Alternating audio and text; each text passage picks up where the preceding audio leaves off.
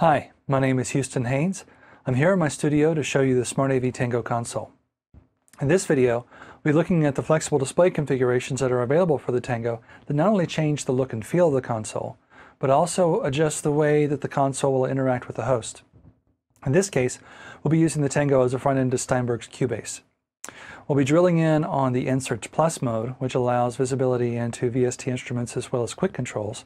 We'll also be looking at some additional features that we think you'll find really interesting. So let's take a look.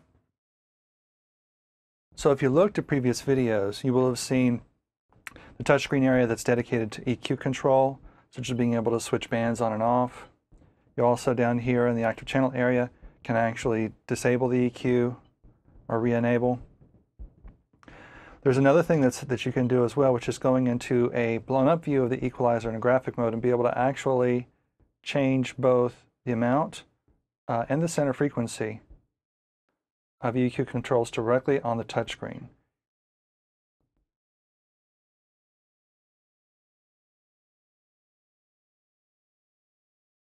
Likewise, they've also made some changes to the output.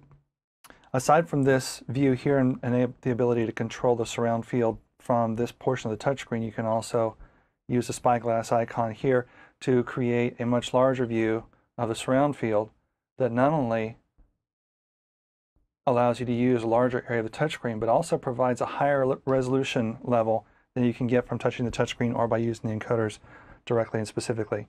You can see here when I turn the encoders together for front and back and right and left, that it actually creates a zigzag pattern because of the jumps in the values. You get another level of resolution from this smaller screen, but when you have this larger screen, you have, of course, a much larger grid that can create a lot more automation data, but also much smoother data. So there are certain circumstances where using the encoders is the right thing to do to take and place something statically in the surround field and letting it go. But when you have something that's very critical, acoustically speaking, in terms of the position in the surround field, you can use this larger touchscreen area to automate where it moves through the field. You can also make changes to the way this display behaves on the fly using the channel display menu here.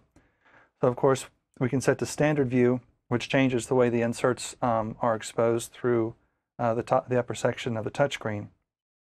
In most cases, I leave things in Inserts Plus, where you can see a VST and or quick controls that are assigned to each channel. But another interesting thing you can do is actually go to what's called Big Meters mode. And this actually allows the entire section to be used, as you can see, for meter feedback.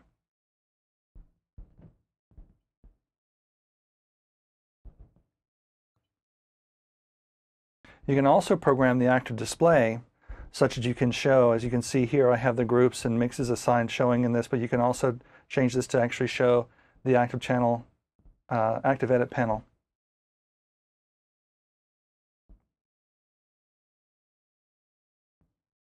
So as you go through, you can actually make changes and you can see the different behaviors that you have for a particular section.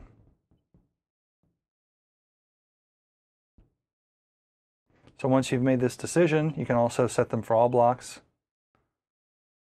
But here, set that, and then close the menu. So you can actually make these changes on the fly. You may remember in a previous video how I commented on the edit panel on the main console covers up the active channel area as well as a touchscreen area that's next to the encoders. You can actually make a change to that, where you can set the edit panel to be embedded in the channel area on the main console. So you sacrifice having access to the top 4 sections of the channel strip, but you get an embedded view, of course sized down slightly, of the edit panel such that you can go through and actually have both the edit panel and the active channel commands available to you. And that stays resident. It doesn't disappear as soon as I touch something up. If you go to the transport panel and end up touching something on another console, you notice that it gets wiped out.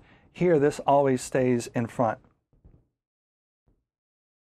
You can also, of course, touch a magnified view for the output channel, and it will do the overlay so you can make changes. So you can continue to do channel automation as well as making changes to the output and group assignments.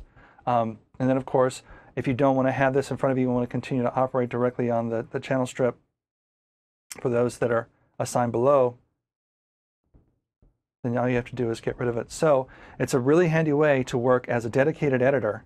You're doing a dedicated editing session, or if you're just recording tracks and just touching a track, setting it to record mode and hitting record, and then having access to the edit commands as you're going and burning down tracks. So this is a very, very handy way to view the edit panels and have them directly in front of you.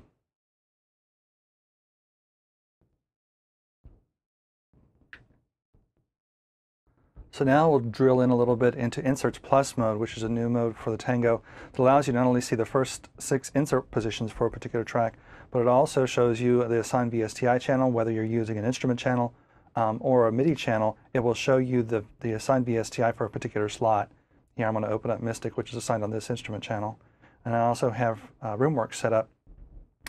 And they're, of course, both on the same channel. And what's interesting about the quick controls is it allows you to freely assign any of the parameters that are on a particular channel, so that you can have VSTI parameters for all 8, or you can have a mixture of parameters that are available across anything that's a part of that channel.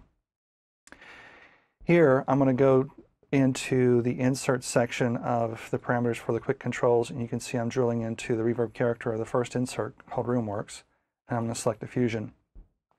So I've just created the 8th parameter, which now allows me to set, along with other parameters, allows me to set the diffusion, which you can see change here. And of course I can also change the reverb time and change the pre-delay, and of course the size as well.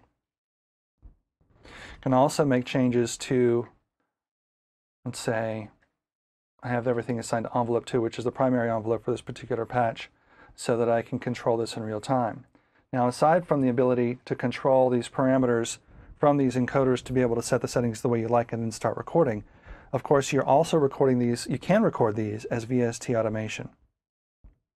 So as you can see, you can have a variety of parameters selected for an instrument, for inserts, and be able to have immediate access to them directly through the quick controls and be able to use them like you would use any other kind of automation source. So here's another interesting scenario where I have MIDI channels with VST as assigned. In this particular case, we have Gear10 Personal Orchestra version 4. And again, these are MIDI channels that allow you to look directly into a VSTI that it's assigned to. So you can move down the line and select those tracks and continue to record for a multi-output VSTI. You'll notice that the window button is still highlighted for this channel, and you can basically select to open and close that window anytime that you would like. So it's the same window that's being opened because all of these separate MIDI channels are assigned to the same VSTI instance. It gets more interesting when you go to a VST3 plugin, and here I have the integrated UI for the Motorfrac XS VST plugin that allows the hardware of the Motorfrac XS to be controlled directly through Cubase Nuendo. And what's interesting about this is as you go and select individual instruments, it actually harmonizes with the MIDI channels that are selected, so that when you select the individual MIDI channel, it also goes through and selects not only the instrument that is corresponding to that MIDI channel in the multi, but it also updates the UI to show you the parameters that are available for it. So this is a quick way to go through and set parameters that allow you to either set the master parameters in the main window, or actually open up the general parameters window for each individual part and go through and make the corresponding changes that are necessary as you activate each individual channel. So it's a tribute both to the Tango's implementation as well as the remote protocol behind Cubase and Nuendo that they're able to work so well together. Hopefully this video has shown you a glimpse into what that means, and not only how that can help increase your workflow, but also increase your creative opportunities as well. Keep an eye on smartav.net for additional videos like this one. And as always, thanks for watching.